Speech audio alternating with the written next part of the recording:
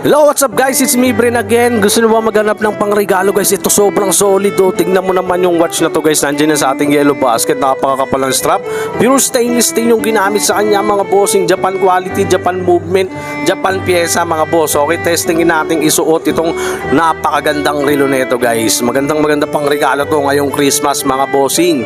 Yan, ito ay men's watch guys. Napakamura lang yan dyan sa ating yellow basket. Hindi kayo gagastos ng 300 dyan guys. Less than 300 yun na siya mabil guys. So tignan nyo naman kung gaano ka solid pag suot na.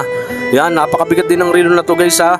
Tignan nyo naman, na 118 grams yan guys yung bigat niya. Napakaganda na ito guys, pogi naman guys pag suot nyo. Tignan nyo, napakaangas mga bossing. Kung ako sa inyo, mag-abil na kayo dyan sa yellow basket habang naka-markdown at murang-mura pa to dyan sa ating basket guys. Okay, maghanap lang din kayo ng pangregalo. Ito na iregalo nyo, siguradong matutuwa ang inyong re-regaluhan dito mga boss. Okay, again, nandyan na sa ating yellow basket. Maraming salamat sa lahat na mag-abil.